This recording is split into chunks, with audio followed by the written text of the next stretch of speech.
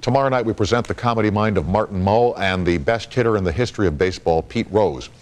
Since joining CBS Sports in 1981, Pat O'Brien has become a fixture at this network. I didn't mean that. Yeah, I am. I can't believe they call you a fixture. And of course I'm reading it. You don't think I can make this stuff up, do you? I would hope you would. In addition to broadcasting nearly every major sport, he has hosted a number of entertainment specials, the most recent of which is called Beyond Belief, Amazing True Stories. It airs tomorrow night at 8 p.m. Always a pleasure. Thanks for coming in. Nice to see you. Can you imagine if you and I would wear a red coat on television? Now, Merv was great. Yeah. And he looks, by the way, looks great in that red coat. Yes, he does. But he can pull it off. Can you imagine if I wore a red coat on television? No. They'd laugh us off the stage. Now, you know who came to visit me tonight? They were working late tonight. Was Rod Roddy of The Price is Right. Come on down. Right. And he had his new spring. He can pull that off. He had a wardrobe, but my God Almighty, they would laugh us off stage if we dressed like that. Yeah. But he pulled it off. That was great. Anyway. And by the way. Yes. I ran into Orson Welles one time at Pink's. I swear to God, I'm standing there behind Orson Welles. In fact, I was ahead of this story because in the green room I said I bet he was going to Pink's.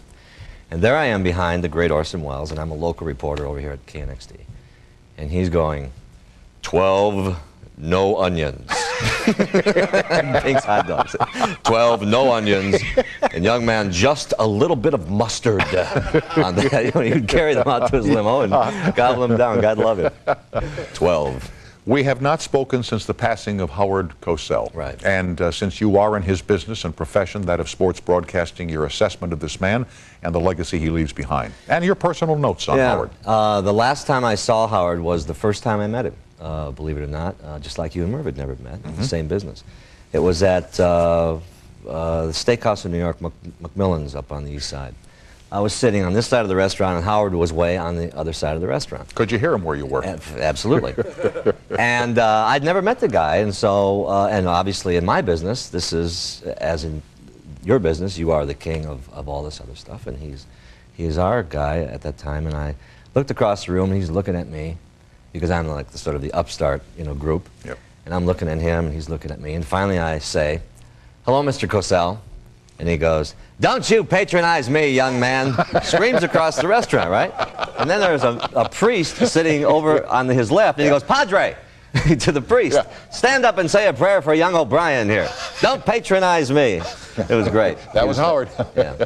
But Howard was great. He was a pioneer in our business, and he really erased that line between sports and entertainment. He allowed all of us to be able to do all of these things.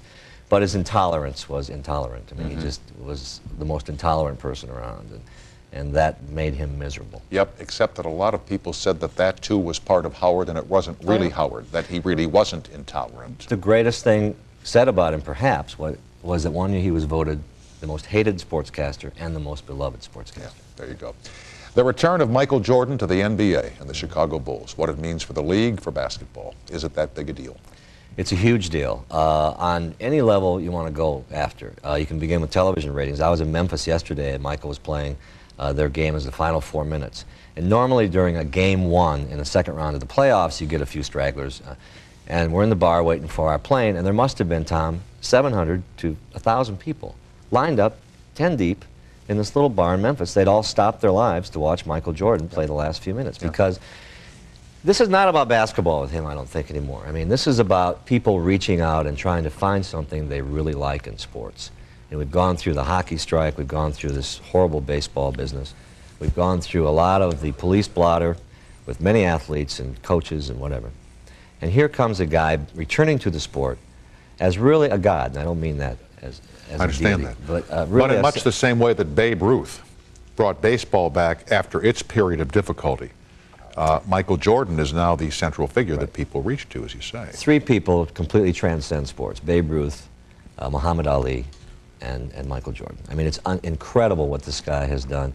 And I think this is what he wanted. I mean, I know he wanted to bring some dignity back to sport, and to go out there and play your game and have the same expression, Tom, on your face when you lose as when you win. Yeah. Now, does that mean that he is now the role model for the youth of America, this super athlete? Well, I would hope that your teacher would be your role model, or your dad or your mom.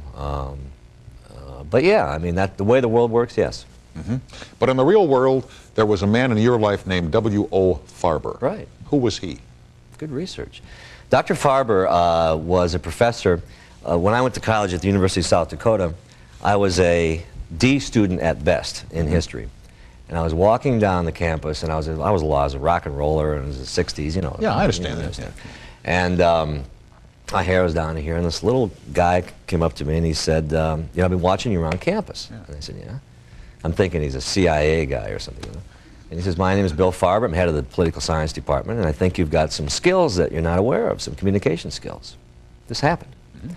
So I go to his house, and we have a beer, and he puts me on this path that got me to this chair. It turns out that once a year he takes one student and puts him under his wing. Tom Brokaw was one, Al Newharth was one, Larry Pressler was one, senators, governors, chairmen of boards of companies. The gamut of achievement. And he follows us, and boy does he follow us through life. He called me the other day, what are you reading? And I gotta have a syllabus on my desk so I can tell him what I'm reading. But he's great, and Brokaw and I talk to him every week, and he's just a great guy, and he's the reason I'm here. He focused my life. There's a role model. That is a role model. There's a role model.